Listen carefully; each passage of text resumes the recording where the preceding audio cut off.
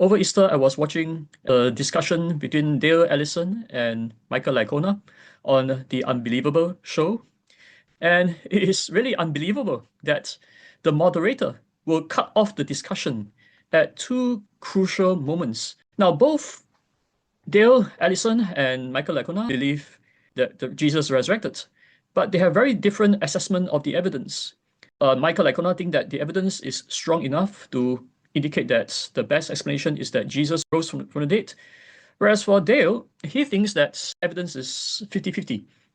He thinks that, it's not unreasonable for a Christian to believe in the resurrection. It is also reasonable for the skeptic to refuse to believe, right? To give a good reason for why he or she doesn't believe. Now, we shall take a look at these two video clips from the discussion where Dale mentioned two remaining objections which he thinks are the strongest objections the skeptic can give. And you will see that the moderator cut off the discussion at those points, which make it seem as if Michael Licona has no good response, right, to these two objections. Now, I'm not sure whether Mike has responded to these two objections anywhere else, but in the rest of this video, I will respond to these two objections. So let us take a look at these video clips first. There's another possibility here. You might be able to say that Jesus appeared to the disciples post-mortem, but they interpreted this in terms of resurrection, and that was a mistake. I mean, just another theoretical possibility, right? Right. John is right about one thing. Luke does say explicitly in chapter 19 of his gospel, the disciples expected the kingdom of God to appear immediately. And back in Acts 1, he's reflecting knowledge that they were still, hoping for this.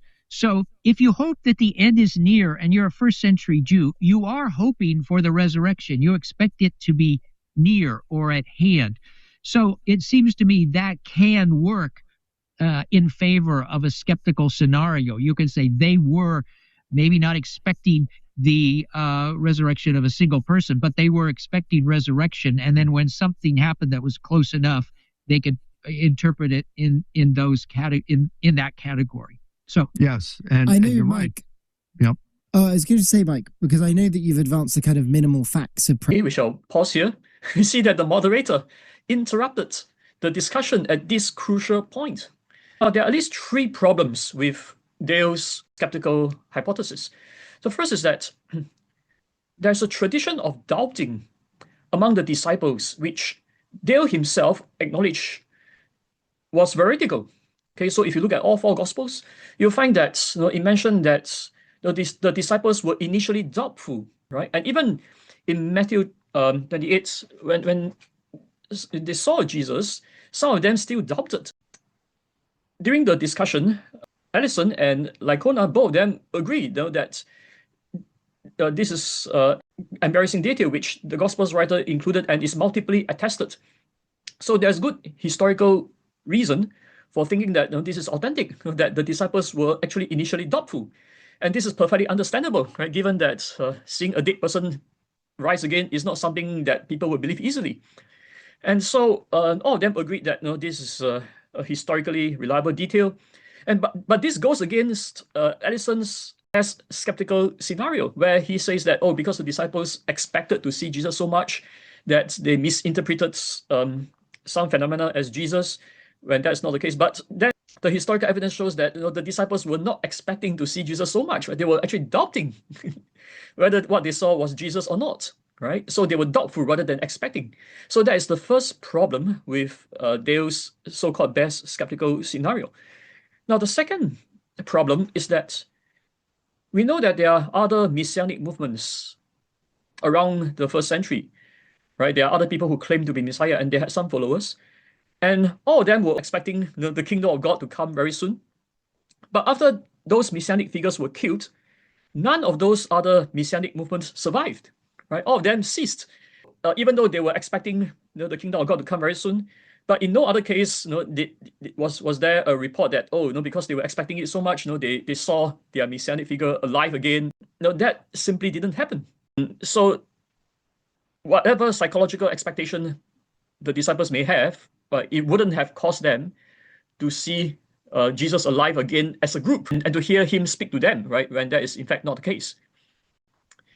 And the third problem with Dale's hypothesis is that, okay, let's compare with the strongest case we have of this kind of appearances. And many other skeptics would say that one of the strongest parallel we have of some kind of postmortem apparition is apparition of Virgin Mary, right, to groups of people. Say, for example, the case at Zeitoun. Now, there is debate whether these cases are veridical or not. Right? Some people think that, well, it was really Mary who appeared to people. Now, if that's the case, then it wouldn't weaken the resurrection argument, right? Because the resurrection argument is saying that, well, it was really Jesus, right, who appeared to people. But skeptics are arguing that, well, maybe we have a good naturalistic explanation for Mary's appearance at Zeitoun. If that's the case, then the naturalistic explanation can also apply to the case of Jesus, right, to explain away the so-called appearance of Jesus to groups of people. And so, for the sake of arguments, I'm going to assume that, yeah, these cases of Marian apparition at Zeitoun to groups of people, this is not veridical, right? That you have a good naturalistic explanation for it. Now, what is the strongest argument for it not being veridical? Now, one strongest argument is that the so-called Mary who appeared to people, she didn't speak to people, right? Everybody who witnessed the event agreed that the Virgin at Zeitoun did not speak to crowds of people. So this suggests that the so-called apparition was not an apparition of the real Mary, right? Because if it's a real Mary appearing, and we know that Mary is a person, right? She will be able to speak to people, right? Skeptics would argue that, no, this is an illusion. And illusion is different from hallucination, right? In the case of hallucination, there's actually nothing there outside your mind, outside people's mind that cause people to see something. Whereas in the case of illusion, there is actually something there. But it's not the real thing, right? It's not Mary or Jesus, right? But it's something else, maybe just a light, some kind of light image shining that just appear to be something that looks, that has a pattern of Mary, some kind of light projection maybe, right? From whatever source we still haven't discovered yet, maybe. But no, that's a kind of image, right? Wouldn't be able to speak to crowds of people, right? But there is something there, but it's not Mary, right? So, but people mistook it as Mary, right? So this is called an illusion, okay? Now, okay, so let's suppose this is an illusion. Can this explain away Jesus' resurrection? Can Jesus' resurrection appearances also be an illusion? Now, the difference between the case of Zeitoun and the case of the appearances of Jesus is that in the case of the Zeitoun, everybody agreed that the Virgin Mary, the so-called Virgin Mary, did not speak. However, in the case of Jesus, we do not have any tradition that says that everybody agrees that Jesus did not speak. On the contrary, there are multiple traditions which claims that Jesus spoke to crowds of people, right? In Matthew, in Luke, in John, we see that Jesus was reported as speaking to crowds of people and commissioning them to go out and share the good news with others. And I have also argued in my peer-reviewed publications that all these details, which we find in the Gospels, that Jesus spoke to crowds of people, these details are multiply independently attested, and they can be reliably traced back, right, to the original experiences of the original disciples. So what this means is that there are historically reliable, multiple independent sources that Jesus was experienced as that they had this experience of Jesus speaking to groups of people. Now, if you want to find out the details of how I defend the historical reliability of these details, you can take a look at my publications. I'll post the links under in the description of the video below. Right. So the problem with Dale's hypothesis is that it does not explain how a group of people can be hearing the so-called Jesus speaking to them as a group, when in fact this is not happening, right?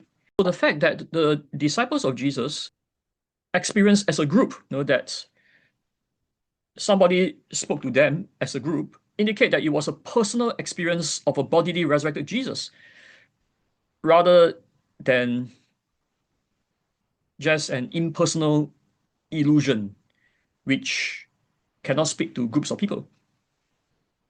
So I have already refuted Dale's best skeptical scenario. Now let us take a look at Dale's second remaining objection. Again, for the skeptic, and here I don't see how you avoid metaphysics, the skeptic just says you don't have any other examples of people coming back after they were crucified or murdered or whatever. It doesn't happen. So the odds of that, of something that is zero, has to be less than adding up improbable hypotheses. So one way of looking at this is to say everybody's hypothesis is unlikely, right? And then how do you decide between unlikely hypotheses? I personally think that when it comes to real life, people are deciding on the basis of their worldview or their religious experience or their upbringing or what they want. But I don't know how you answer the atheist who says, I just start out with this can't happen because there are no other examples of it. That reduces the odds to zero. Well, gentlemen, it's been such a rich discussion. Okay. So once again, it's very frustrating, that the discussion was cut off at this crucial point. Allison himself also acknowledged, right, that his best skeptical scenario that he mentioned earlier is unlikely, right? But then again, the skeptic can also argue that, well, the case for Jesus, that Jesus' resurrection is also unlikely because, there's no other case of a dead person coming back to life again. Now, this is not a new objection, right? This is actually David Hume's objection, right, against the probability of Jesus' resurrection. But Dale Allison, he fails to note that this objection has already been answered by philosophers of religion, right? Because this is a philosophical objection against miracles. But it has already been shown to be philosophically fallacious. Now, there are at least two problems with this Humean skeptical objection. The first problem is that infrequency does not equal improbability when we are considering an action that is supposed to be freely caused by a free agent. Okay, we are considering a hypothesis or a miracle here, and according to the hypothesis, it is an event that is caused by God, right, who is a free agent. Now, if the skeptic were to say, well, I don't believe that there is a God, right? So I don't believe that there is someone up there who can freely choose to do a miracle on rare occasions, then I would say that his objection will be begging the question. He'll be assuming that there's no God.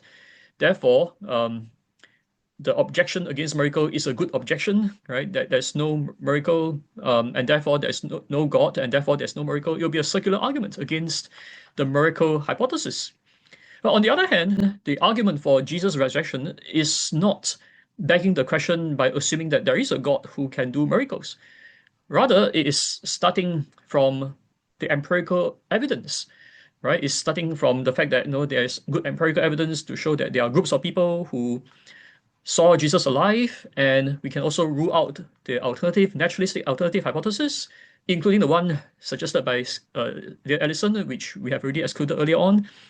Right, so and then we can conclude that Jesus was dead and he was observed alive again, and then we think about whether there are any good objections against this conclusion. And I was shown that the objection that we have no other case of dead people rise again is not a good objection, right? Okay, because it begs the question by assuming that there's no God, right, who would only choose to do miracle on special occasion, right? And moreover, we do have good independent arguments for the existence of God. So I've written a book on natural theology, and also 2 books on the cosmological arguments, where I show that there are sound arguments. The premises are true, the deduction is valid, and therefore the conclusion is true, right? God exists. Given that God exists and he can create the universe according to the cosmological argument, why can't he raise the dead? So if God can create all the laws of nature, why can't he raise the dead? That would be too easy for him. And a free agent, such as God, may only choose to do miracles on rare and special occasions, right? So for example, I don't give flowers to my wife every day. I only give flowers to my wife only on special occasions, right? So giving flowers to my wife is something that doesn't happen frequently, right? But does it mean that it's improbable? If my wife were to see flowers appearing in her office, right, with the name Andrew Loke written on it, should my wife says, oh, no, because it's so infrequent, therefore it's so improbable, I'm not going to believe that it's from my husband. Now, that would be ridiculous, right? Rather, my wife should be considered the evidence for whether is it really flowers sent from me or not. And likewise, the skeptic should not just dismiss the case of Jesus' resurrection just because it hasn't happened to any other persons. Why? Because God may choose to do a miracle only on special occasions, right? So if you ask, why did the resurrection not happen to my father or to my grandfather or to Confucius or to Lao Tzu or to Muhammad or Gautama Buddha or whoever else? Well, the answer is because those other people are not as special as Jesus, right? Because Jesus was special. We have good reason to think that Jesus was indeed special. Why? Because, first of all, we have evidence, right? That there are groups of people who saw him alive. And secondly, the naturalistic hypothesis can be ruled out, right? So just now, we have already ruled out the best skeptical scenario that Allison proposed. And thirdly, these events occurred within a significant religious context, right? Jesus was claiming to be God, right? As I argued in my publications. I will post the links below. We have good historical evidence to show that Jesus claimed to be God. And given that Jesus claimed to be God, and he's using his resurrection as evidence, right, to prove that he's God, and we have good historical evidence to show that Jesus appeared to groups of people and that the naturalistic hypothesis can be ruled out, all this indicates that this is a special case that we are talking about, right? Yeah, so this is a bad objection, right, to argue from infrequency to improbability against the resurrection hypothesis.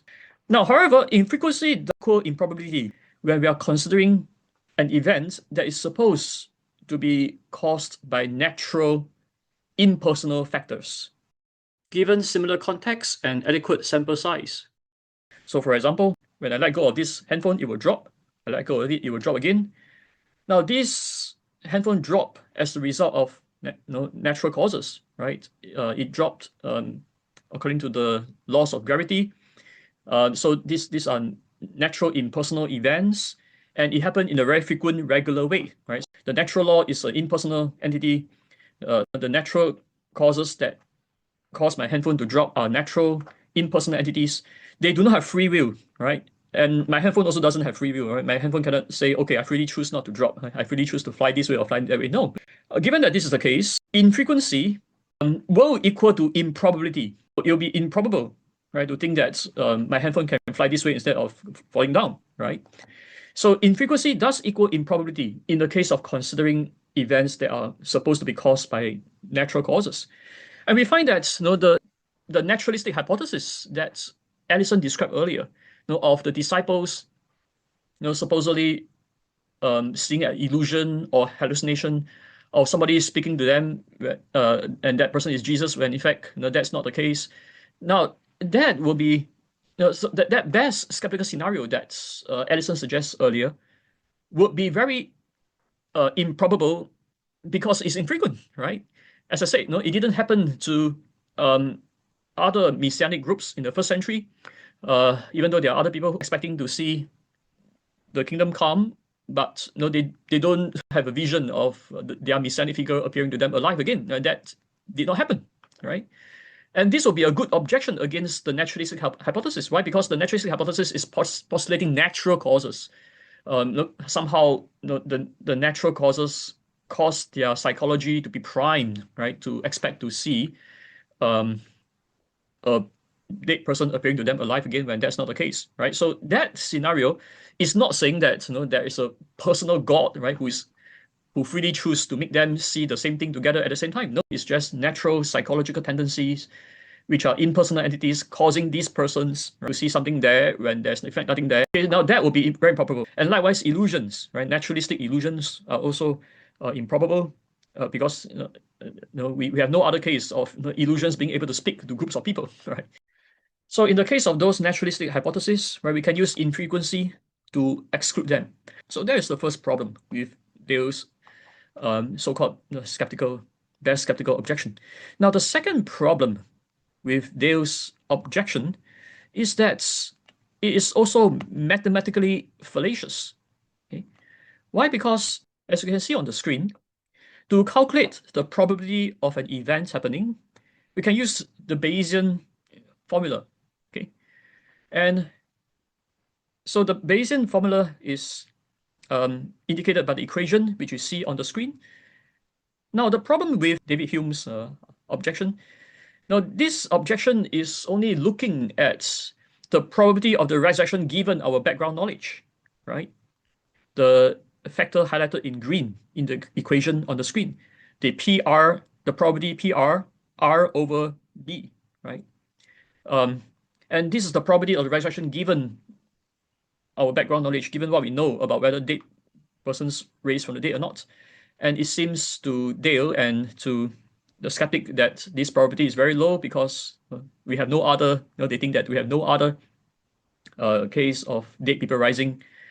Now, I already argued earlier that this objection is fallacious, right? Because infrequency does not equal improbability of an event that is supposed to be freely caused by a free agent, okay? And so I've already argued just now that, in fact, there is no good reason to think that PR, R over B is in fact low, right, in the case of Jesus' resurrection. But the second problem is linked to Bayesian equation. We should also consider other factors, including the strength of the evidence, and also how likely the naturalistic alternative hypotheses are. Okay, so that is highlighted in yellow in the equation on the screen. Okay, so if the probability of the alternative hypothesis are all low, as I already argued, and in fact Dale also agrees, then the overall probability of the resurrection of Jesus can still be very high. And therefore, Hume's objection is mathematically fallacious. And so this objection has already been refuted. And so in summary, we have very good historical evidence to show that Jesus indeed rose from the dead, and that the two strongest skeptical objections suggested by Allison have both been refuted.